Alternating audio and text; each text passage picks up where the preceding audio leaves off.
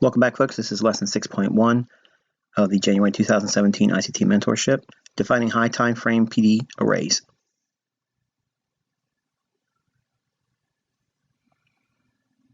Okay, when we look at a chart, regardless of what time frame we're looking at it, there's two elements that come to mind as a trader. Obviously, we think in terms of support or resistance, or we think in terms of overbought, oversold. We think in terms of price patterns, secondary, but generally we think of a price being valued too low or too cheap, or expensive or too high. And the algorithm has similar thought processes built into it, and we look at it in the form of a premium and a discount market. For the sake of discussion, just think of this red line at the top as a resistance and a blue level in the bottom being support. As price starts to move away from a level that would be viewed as too cheap or support, naturally our expectations as traders, we expect to see price move higher. When it does this, we're confirmed to see a response moving up to a resistance point of some kind.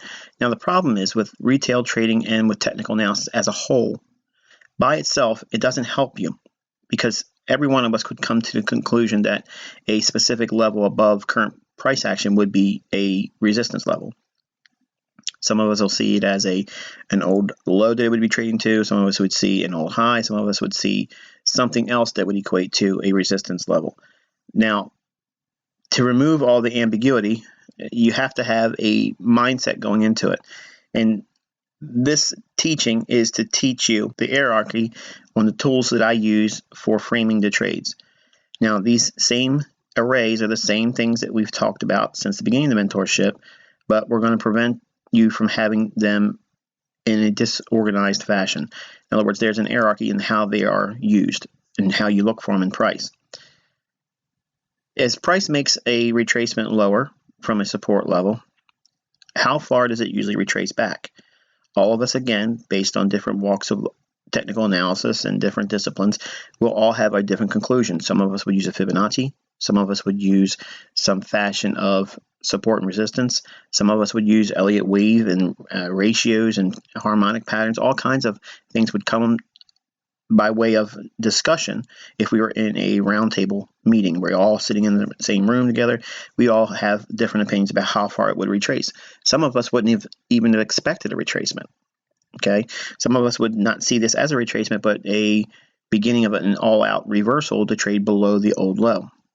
That's the problem every trader is plagued with when they come into this business. Who's right?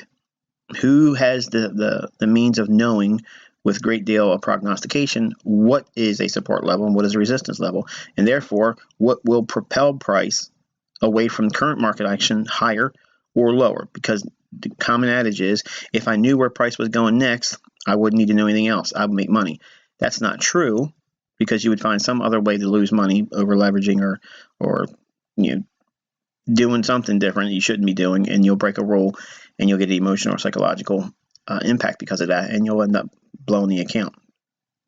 So when we look at charts, we want to be viewing price in the terms of, are we in a premium or are we in a discount market? Earlier in the mentorship, I taught how you could do that, but we're going to talk a little bit more in terms of how to frame that on higher time frame charts in the form of an hierarchy with the arrays. As price starts to retrace and then moves higher, it hits a level of resistance. Now, for the sake of discussion, we're going to say we collectively understand what would deem a resistance level, to remove all the secondary discussions that we could have if we were in front of one another in the same setting, in a live setting where we could literally shake hands and talk. All of us would have an opinion about what would constitute a resistance level. But we're going to say that this level that's noted as red, that is the commonly agreed upon resistance level. The reasonable expectation would be to see price move away. When price does that, some of us would expect one more try to get to that level, maybe to go through it or to fail. That's how I trade. That's how I expect to see price react. Some of us would not even expect that. They would expect this one-time punch up there and then all reversal. This is the type of setup I like to see here. Another pass towards that old high. Either it's going to give me a run through or a false break, or it's going to give me a failure swing. We talked about classifying institutional price swings. That's what we've done for that teaching. Here, I want you to start thinking in terms of premium and discount on higher time frame charts, because the hierarchy on how you view this is going to help you, whether you're a day trader, scalper, position trader, short-term trader. With the expectation of lower prices, how far would we expect to see price go down? Well, the first impulse leg, then retracement, then as a second leg higher, hitting that resistance level. That secondary impulse leg, that's probably going to be a good, reasonable expectation for support level. Now, it could be a bullish order block. It could be an old short-term high in there on a lower time frame. If this was, say, a monthly chart, at that low, there may be a daily short-term high that would create a support level that can't be seen on a monthly chart. So when we're looking at these higher time frame charts, just understand that there's going to be levels that exist inside of larger price swings that you may not see unless you go down to the lower time frame. Now, when I say lower time frame, I'm only referring to the daily, because the higher time frame analysis is all we're focusing on here, nothing below a daily chart.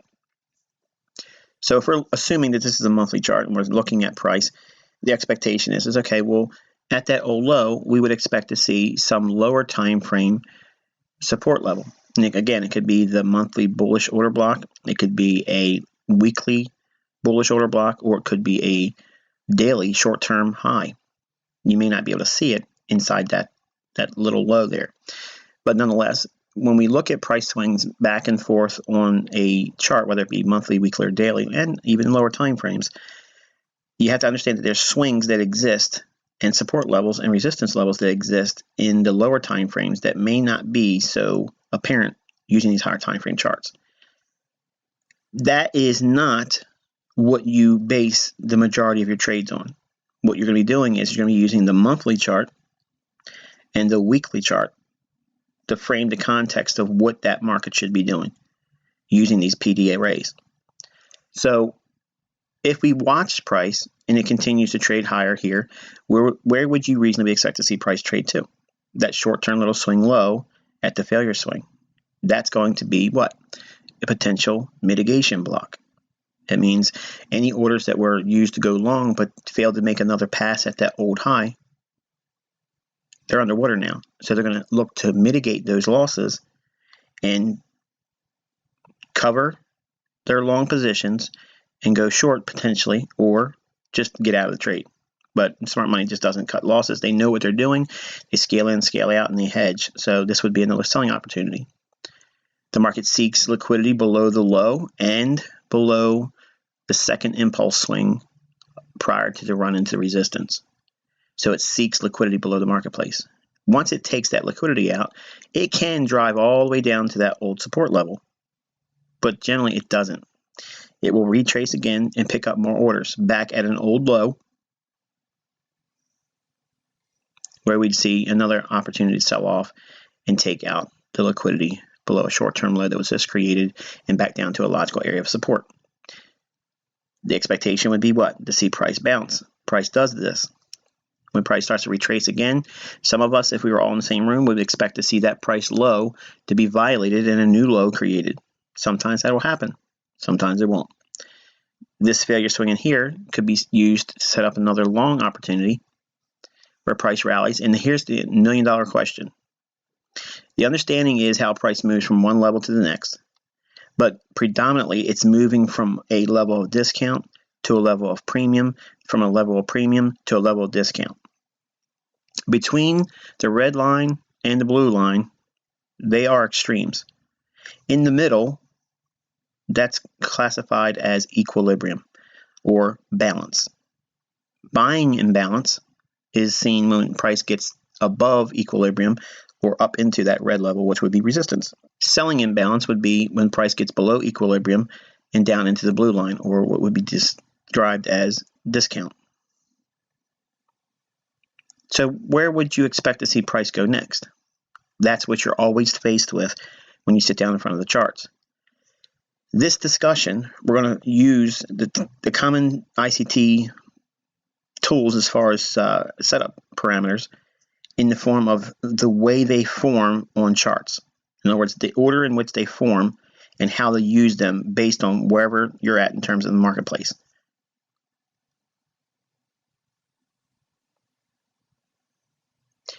We're using this teaching as a foundation that's going to lead us into a better understanding of this example we've shown when we were discussing money management for the January content. So lesson 5, that example for the dollar-yen pair for a long-term position trade. This idea will be used as an example on framing PD arrays on higher time frame charts. But before we get into that teaching for 6.2, we have to do the foundation to understand what we look for and why we expect it to unfold like we would.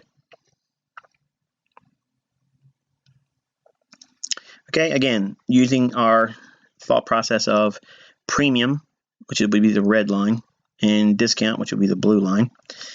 When you look at charts, you want to see where price has moved away from an old high and it's dropping down from an area of premium. In other words, it's too high, so the valuation is going to be reduced and dropped lower. So repricing takes place and the market goes down and the price goes lower as a result of it until it gets to a point where it's too much of a discount. Then there has to be a premium built into it. The algorithm will do this, moving price back and forth, back and forth, back and forth, until, again, something of significant impact comes into the marketplace and drives the market one-sided, and it creates a strong imbalance. Otherwise, the market's just going to gyrate back and forth, looking for liquidity based on premium and discount conditions. We'll assume for a moment right now the market price is here. Okay, and we can clearly see that the market in recent times had a clear discernible level of resistance and a clear discernible level of support. Now, that can come in the form of bullish and bearish order blocks, or it could be just old highs and old lows. And we'll just use old highs and old lows as an example for this discussion. Your expectation is right now, price is at a level where it should, by all standards, move lower because it's at a classic viewed resistance level. We don't know how long that time is going to be required before the market does in fact submit to our expectation and see a lower price. So that time frame, okay, that part is what you're always going to have to submit to. Time is a murderer. It's a killer for traders. Unless you know that some of these ideas are going to pan out for a long, long time, you're going to do a lot of things psychologically and emotionally that you wish you wouldn't have done because you haven't submitted to the time aspect of trading. There's two elements in trading you have to submit to, time and price. When they both agree with one another and you have waited for that agreement to come to fruition, that's where profitability and opportunities are. So we're looking at price, and we have no idea how long time is going to be required of us to wait before the displacement takes place. But eventually, our expectation is we'll see lower prices down to a level of discount. And that's what we're expecting or forecasting as a future price. In between these two reference points, again, time and price is what's essential. You have to submit to the level of time, which no one knows how much time is going to be required before your setup pans out or goes to profitability. Price is what you're studying. You're submitting to time throughout the process, but while you are in the trade or expecting this to unfold, studying it, you're submitting to the price. You know what? You're not trying to force your will on price. You're analyzing price to see what it is that it's telling you in terms of institutional order flow. Is it justifying your expectation that it wants to go down to that discount level or some bullish order block to buy back off of and cover a short position? Or it could be a old low that it wants to run below.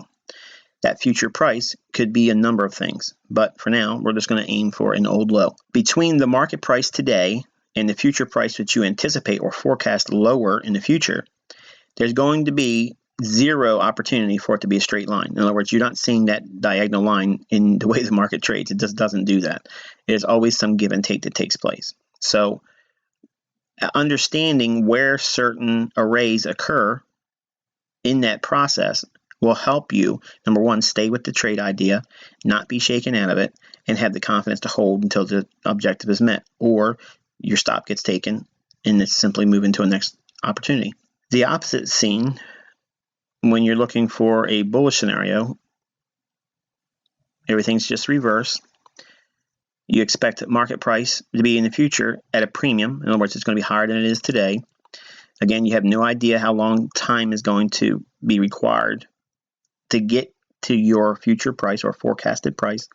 And you have to submit to that a measure of time that is unknown. You can't know for certainty how many days or how many hours or how many months it will be before that price is actually arrived at, or if at all. But you also have to be studying price. And again, monitoring and studying the PD arrays that occur in price action that leads to supporting your expectation on institutional order flow that would drive price up into that premium level. The understanding is that price will move from a discount to a premium because the discount can't stay discount very long. Price is going to be established by whoever is selling it, who stands to make a profit off of it.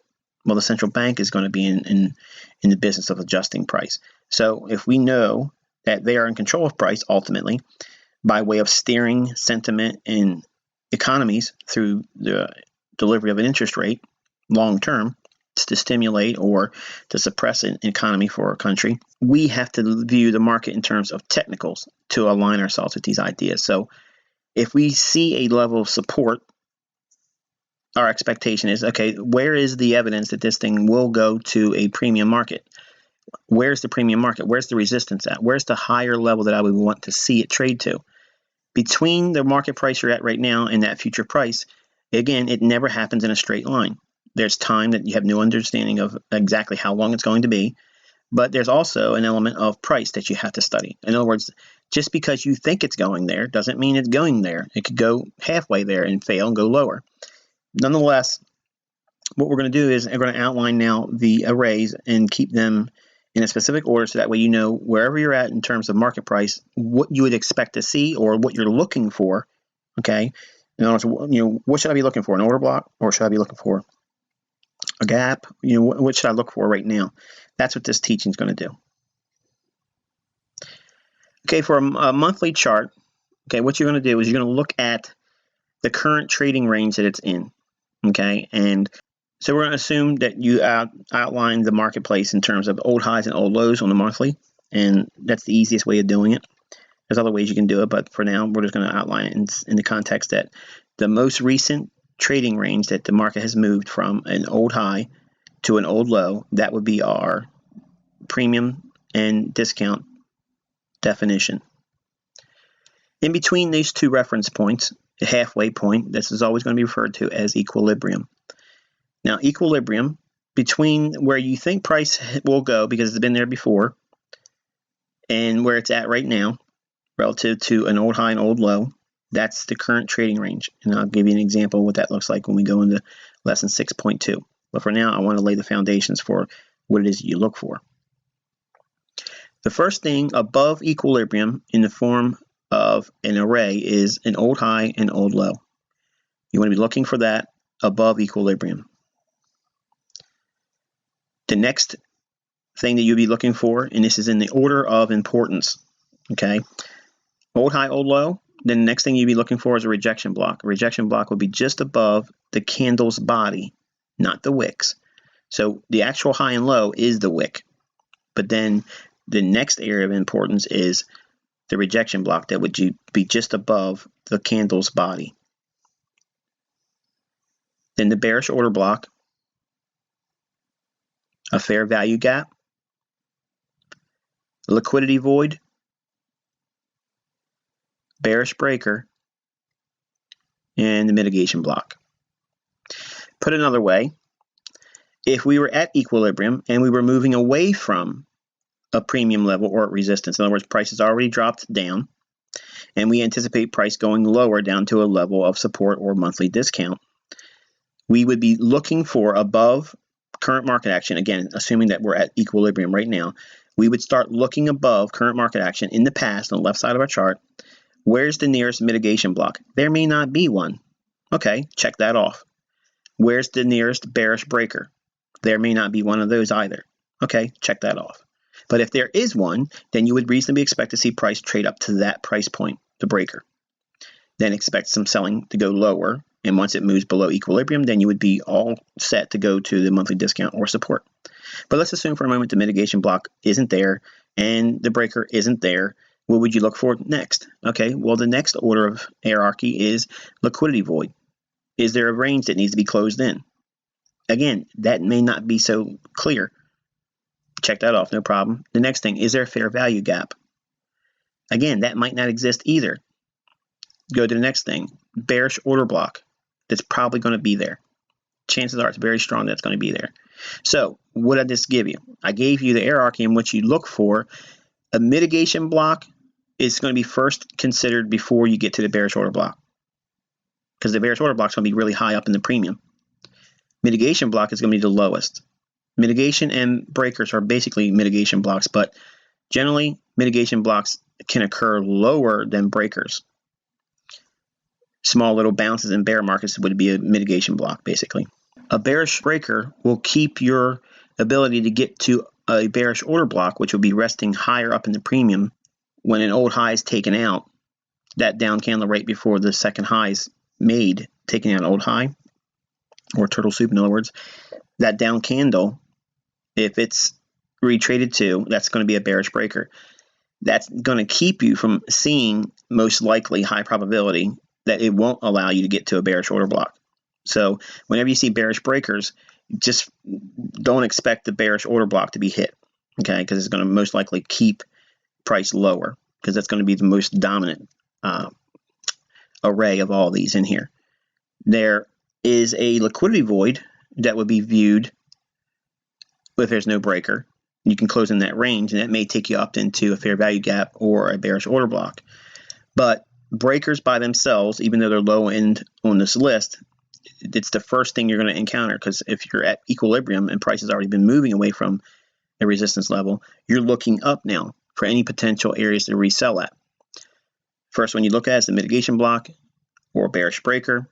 And if there's neither of those, you look for a liquidity void to trade up into to close in that range, or fair value gap to close in. If it may not be any of that, then you would expect to see the bearish order block to be traded to. Then that would be your selling opportunity, because you're at a premium and you go to a logical area where institutional order flow would kick in, new orders would capitalize, and then the selling would ensue.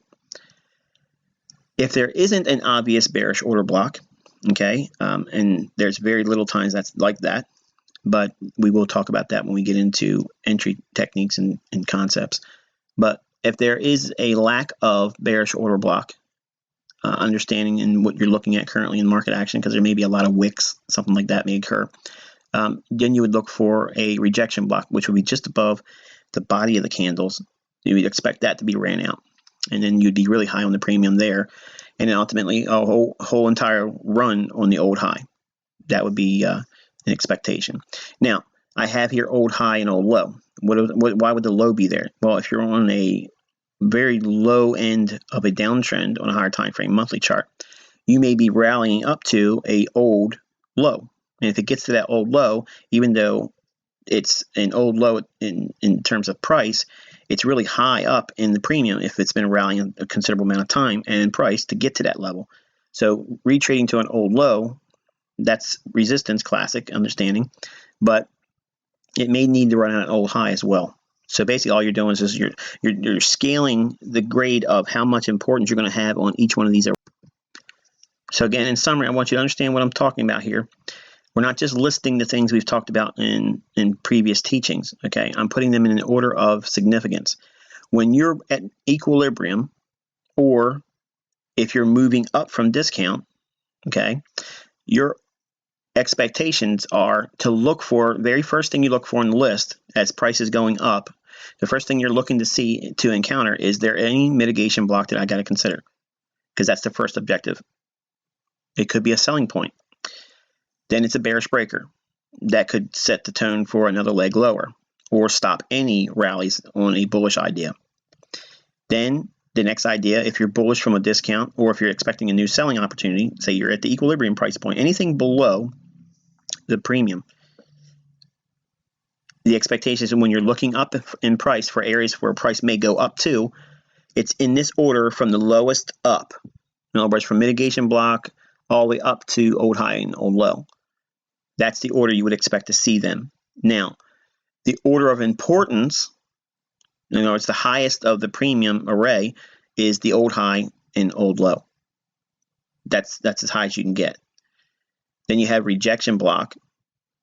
Then you have bearish order block, fair value gap, and then liquidity void, bearish breaker, and mitigation block. You're going to be looking up, and the first thing you're going to encounter is the first thing on the bottom of this list, and then you start working your way up that list. The farther you go up in this list, the more deeper you go into a premium market. Certain arrays in here will keep you from seeing the next higher array. In other words, the next institutional order reference point that's listed in here. If you get to a breaker, chances are you're probably not going to go higher than that. You won't generally get up in to close that void. If there's a breaker below a liquidity void, the liquidity void may stay open, basically. That range may stay open. So they kind of like, it's in the order of importance as a trader when you're below premium and looking higher up for prices or expecting prices to move higher. That mitigation block, that's the lowest or the most likely one you're going to expect to run into first. It doesn't mean that there's one in price action, but you start from that expectation first and you look for it. If it's not there, okay, what's the next thing you've been looking for? The bearish breaker. If it's not there, okay, then I'm okay to expect that void to close in. But there may not be a void. It may have been a really systematic and efficient way that it traded lower, and that won't be any void there. So next thing is, there's a gap that would draw price up into it. If there's no gap, then you go right to the order block. Okay, but the main thing is, if there's a breaker, forget about closing in the void and forget about getting up to that gap, because the breaker is going to take precedence over everything on this list when you're below it in terms of market price. If we were anticipating move lower into price, into a discount, or into a support level, we would expect the very next PD array to be a mitigation block. Now, again, that may not appear in price. If there is no mitigation block, you would expect to see the next PD array in the form of a bullish breaker. And again, this may not occur or be seen in price action, but this is the order in which you would expect to see as price is going lower. Looking in the past to the left side of your chart, you're going to be focusing on whether or not these arrays appear in price action. Their importance is listed from equilibrium, the expected order of how they're going to be in the price action in the form of a discount. The first one you would anticipate seeing is a mitigation block bullishly, then a bullish breaker, then a liquidity void. Now, if there is a bullish breaker, now again, a bullish breaker is a up candle between two swing lows, and the most recent swing low would be lower. In other words, you're seeing a stop run in the past. And the high, the swing high that it forms between the two lows, that up candle is going to be your bullish breaker. So when price comes down to that bullish up candle, it'll find some support. If you see that in price action, chances are if there's a liquidity void in price, it won't go down to fill that in. It can if it overtakes the breaker, but if it has a breaker, anticipate price not going below the breaker and leaving the void intact. Again, assuming there is no breaker and there is no void, but there is a gap, and it may be a liquidity void and a gap. Sometimes that can occur too, but you would anticipate price reaching down into a fair value gap, which is just a common little gap where price has only been delivered on one side of the marketplace. And then the next array would be the bullish order block. And again, without the breaker, you would expect the void to be filled, a gap to be filled, trade down into the bullish order block. Then below the order block would be a rejection block, which is just below the most lowest candle and its body. In other words, if it has wicks, long wicks below it, we're only going to be looking for a move just below the bodies of the candle, and then that would be a rejection block. And then ultimately, the deepest form of discount would be in the form of an old low or trading down to a historic high. And like we said when we were talking about the premium market, when prices trade up to an old high, it can also trade up to a very old long-term low, and that would both be in the form of a resistance level. So when we look at markets like this, what it does is it gives us a framework.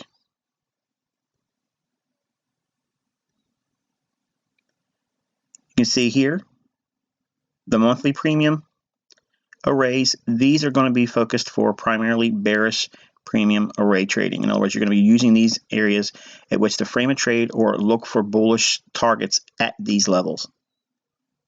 For monthly discount, your bullish discount arrays These are your bullish discount arrays, and you would be looking for these for bearish targets or looking to get long at any one of these based on the current conditions in the market. Now the same thing is seen also for the weekly chart. The weekly chart, you're going to be looking at the same thing from equilibrium up. The first thing you would expect to see when you're expecting higher prices, are we going to run into a mitigation block, bearish breaker? If there's a bearish breaker, you're probably not going to go higher than that. But if there is no breaker, you look for a void to close in or a fair value gap. If there is no fair value gap or a void, price could just simply trade right up into the bearish order block. And if there is an idea that suggests that there's possibly not a strong bearish order block there, we would look for a rejection block, which is a move above the candle's bodies if there's long wicks that top that market, and then ultimately a run above the old high or return to a historical low. The same things we just outlined for the monthly is seen for the weekly, both premium and discount. The same hierarchy in how you would expect to see these arrays occur in price action. This is the way they are seen. And obviously the same thing is said for a daily chart. Nothing's changed. The same hierarchy exists. If we're at equilibrium, and that's the current market action price, and we're expecting lower prices, the first thing we want to look for on the left side of our chart, is there any mitigation blocks or a bullish breaker? If there is, anything less than that breaker probably won't be considered or retraded to. The breaker has precedence over everything, both bullish breaker and bearish breakers. So we're going to take a look at an example of all this information with our dollar-yen example that we mentioned briefly in lesson number 5, money management with higher time frame analysis. Using these ideas in 6.2, that lesson will actually give you a real practical example.